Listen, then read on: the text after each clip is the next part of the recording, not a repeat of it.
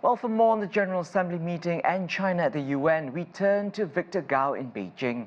He's Chair Professor at Soochow University. Good morning, Victor. Always good to see you. Thank you very much for having me. Always, always, always. Victor, just last week, President Xi Jinping met the UN Secretary General Antonio Guterres in Beijing and reiterated China's commitment to multilateralism. How would you describe China's growing influence at the United Nations and what's driving that?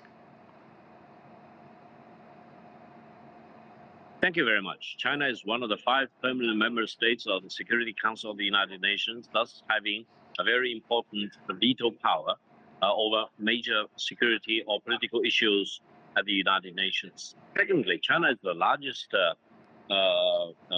deployer of troops for the United Nations peacekeeping forces and also contributes a lot to the peacekeeping budget.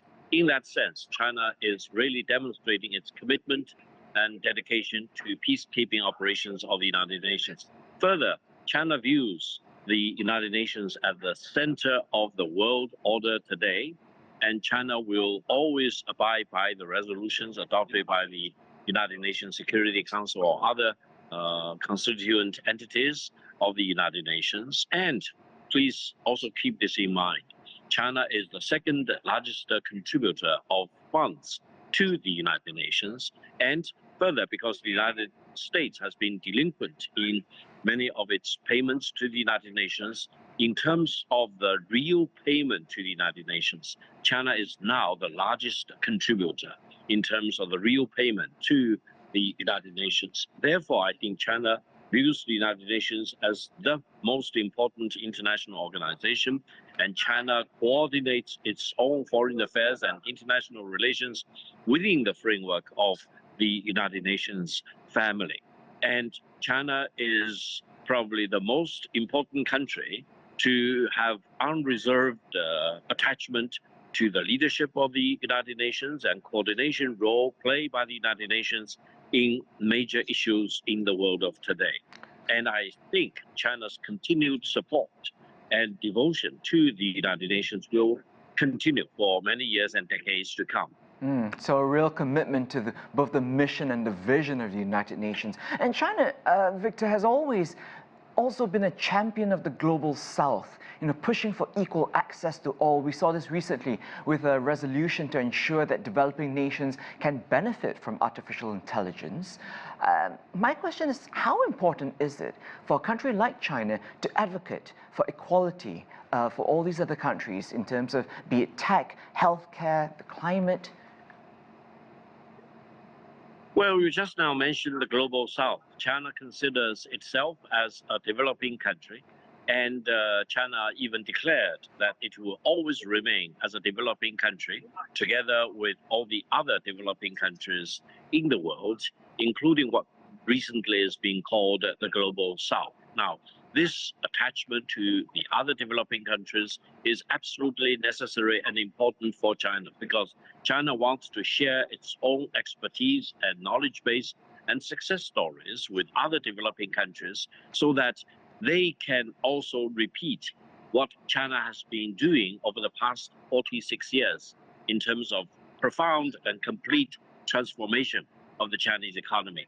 You also mentioned the AI. I'm afraid there will be increasingly important AI divide, not only between countries versus other countries, civilizations versus other civilizations, or companies or societies. Therefore, how can we work together to make sure that the AI divide will not be widened and no country will be left behind in this very important, all-sweeping AI revolution, which is happening as we speak. China is one of the leading countries in this AI revolution, both in terms of the hardware, software, algorithm, and semiconductor chips, you name it, in all aspects of that. And China wants to really push to the very forefront of the AI revolution, and also wants to cooperate fully with other developing countries so that no country, no developing country will really be left behind by this AI revolution. Victor, we have just about half a minute left, but I really need to ask this. What do you think, how do you think China will leave its mark as the UN approaches 80 years of existence, as we look towards the next 80 years of the organization? Well, first of all, China has fulfilled all its obligations towards the United Nations, including, for example, uplifting more than 800 million people out of abject poverty, achieving sustainable development, and also taking very firm actions in terms of cutting down emission and protecting the global environment. And I think China will continue to do this. First of all, continue to perform all its obligations and achieve all its commitments together with all the other developing countries and other members of the United Nations. And then I would say China will play more and more important leadership role, because there are important global issues which call for the attention and the leadership role for countries like China. Because China is not only doing this for itself, China is doing this also on behalf of the global South, as you mentioned, and to a certain extent on behalf of mankind as a whole. Victor Gao is the Chair Professor at Soochow University. We thank you for your time and insight as always.